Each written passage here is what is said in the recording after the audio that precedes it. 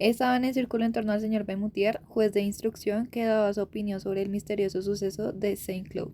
Desde hace un mes, aquel inexplicable crimen conmovía a París. Nadie entendía nada del asunto. El señor Bemutier, de pie de espaldas a la chimenea, hablaba, reunía las pruebas, discutía las distintas opiniones, pero no llegaba a ninguna conclusión. Una mujer se había levantado para acercarse y permanecía de pie con los ojos clavados en la boca afeitada del magistrado, de donde salían las graves palabras. Se estremecían, crispadas por su miedo curioso por la ansia y insaciable necesidad de espanto que atormentaba su alma, la torturaba como el hambre. Uno de los hombres más pálidos de los demás dijo durante el silencio: Es horrible. Esto roza lo sobrenatural. Nunca se sabrá nada. El magistrado dio la vuelta hacia él. Sí, señor, es probable que no se sepa nunca nada. En cuanto a la palabra sobrenatural que acaba de emplear, no tiene nada que ver con esto. Estamos ante un crimen muy hábilmente concebido, muy hábilmente ejecutado, también envuelto en misterio que no podemos despejarle de las circunstancias impenetrables que lo rodean. Pero yo, antaño, tuve que encargarme de un suceso donde verdaderamente parecía que había algo fantástico. Por lo demás, tuvimos que abandonarlo, por falta de medios para esclarecerlo. Personas dijeron a la vez tan deprisa que sus voces no fueron sino una. ¡Oh! ¡Cuéntenoslo! Thiers sonrió gravemente. Como debe sonreír un juez de instrucción, prosiguió. Entonces era juez de instrucción en Ajaccio, una pequeña ciudad blanca que se extiende al borde de un maravilloso golfo, rodeado por todas partes por altas montañas. Esos de los que más me ocupaban eran sobre todo los de los Vendetta, los hoy soberbios, dramáticos al extremo, feroces, heroicos. En ellos encontramos los temas de venganza más bellos con que se pueda soñar, los odios seculares apaciguados de momento, las astucias abominables, los asesinatos convertidos en matanzas y casi en acciones gloriosas. Desde hacía 2 años no oía hablar más que en el precio de la sangre, del terrible prejuicio corso que obligaba a vengar cualquier injuria en la propia carne de la persona que la ha hecho, de sus descendientes y de sus allegados. Había visto degollar a ancianos, a niños, a primos, tenía la cabeza llena de aquellas historias. Me enteré un día de que un inglés acababa de alquilar para varios años un pequeño chalet en el fondo del Golfo.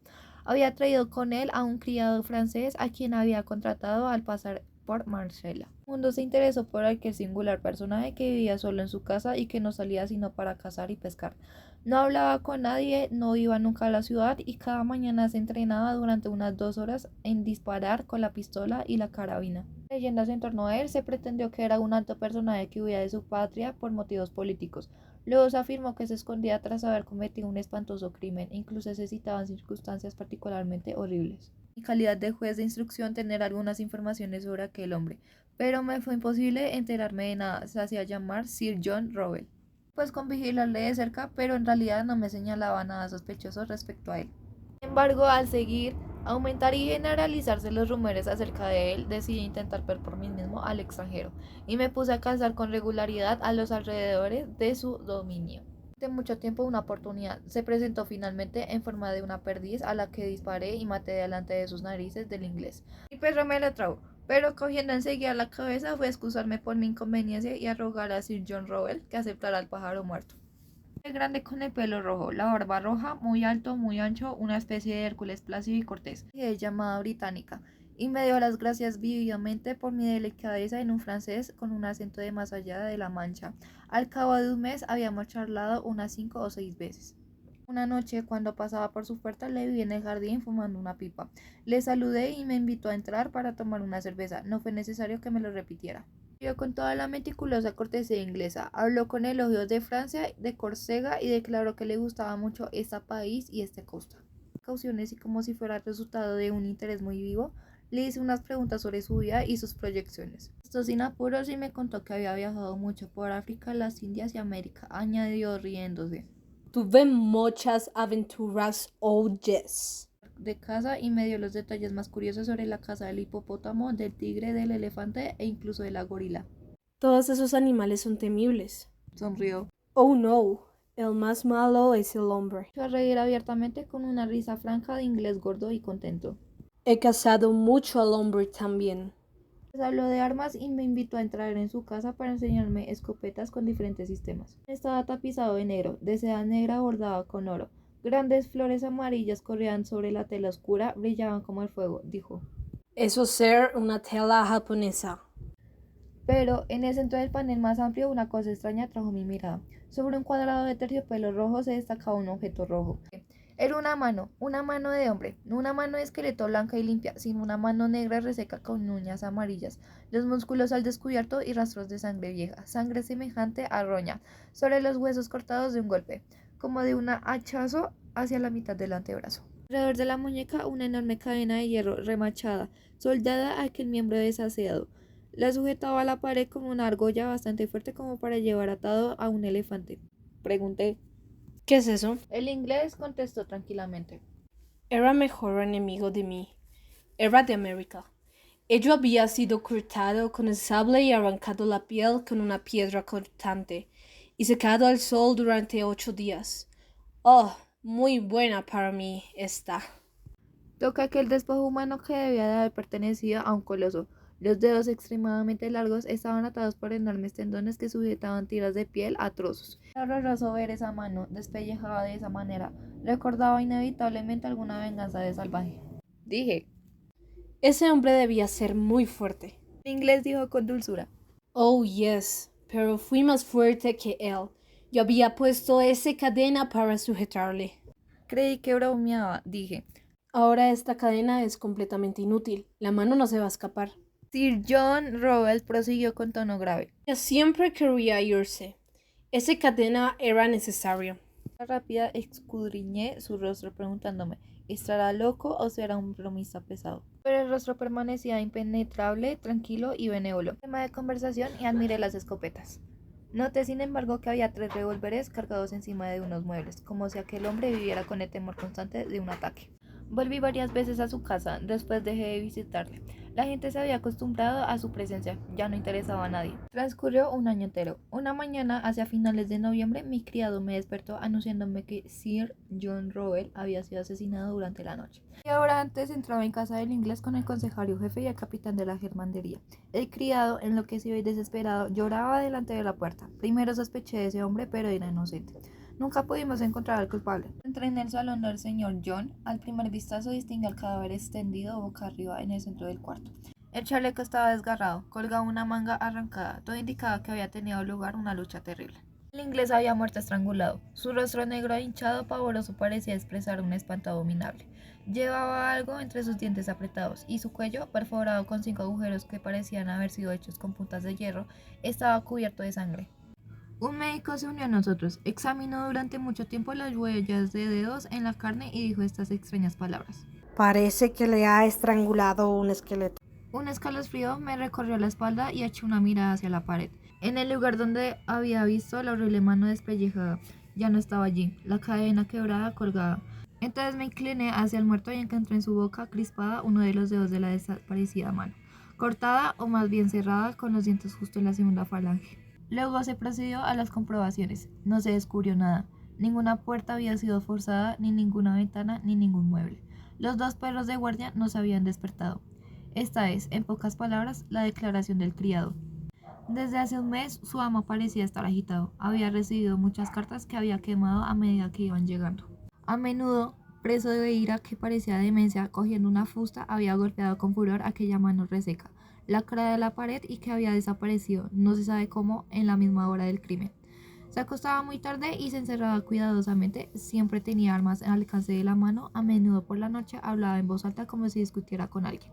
Aquella noche daba la casualidad de que no había hecho ningún ruido, y hasta que no fue a abrir las ventanas el criado, no había encontrado a Sir John asesinado. No sospechaba de nadie. Comuniqué lo que sabía del muerto a los magistrados y a los funcionarios de la fuerza pública, y se llevó a cabo en toda la isla una investigación minuciosa. No se descubrió nada. Ahora bien, 3 meses después del crimen, una noche tuve una pesadilla horrorosa. Me pareció que veía la mano, la horrible mano, correr como un escorpión o como una araña a lo largo de mis cortinas y de mis paredes.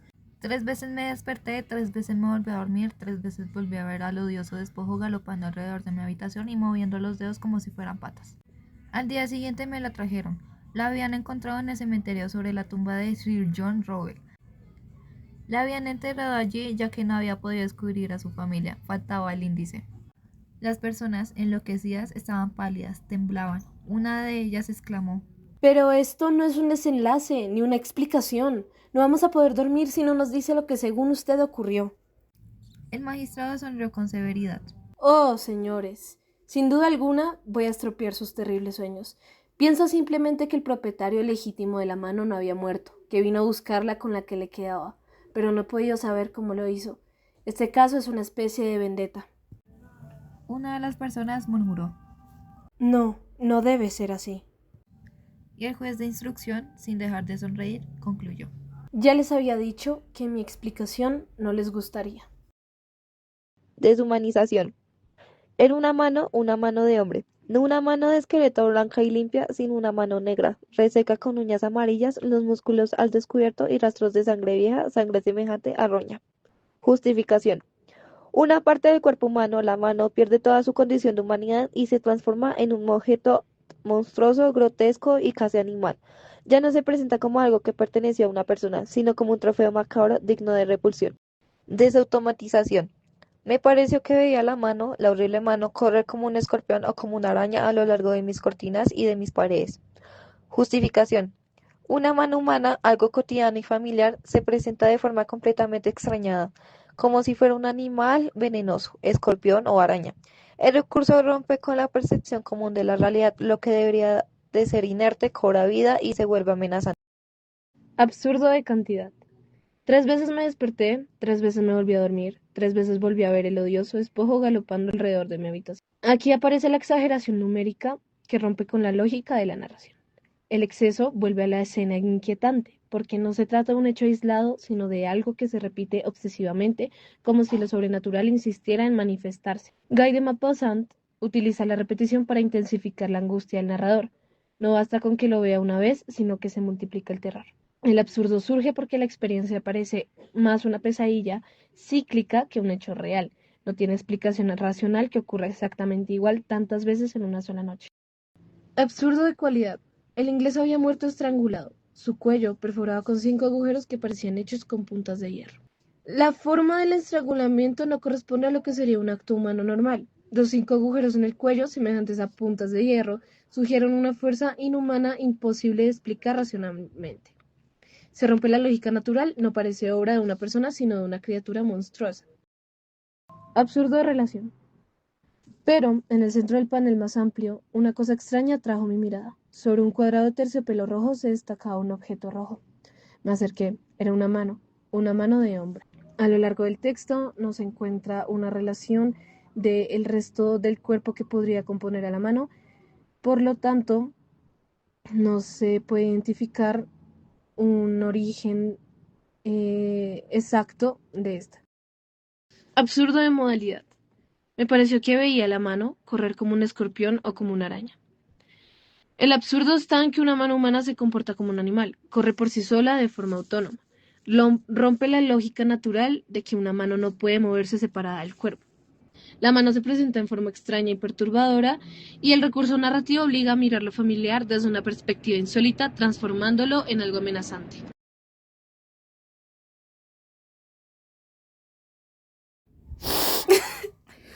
Dale.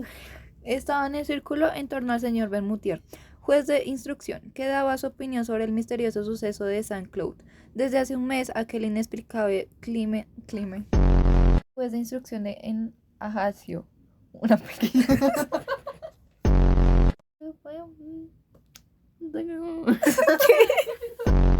Quiero aumentar y generalizarle los rumores acerca de él, decidí intentar ver por mí mismo al extranjero y me puse a cazar con regularidad en los alrededores. Me la trajo, pero cogiendo enseguida la cara fui a excusarme por mi inconveniencia. Dije.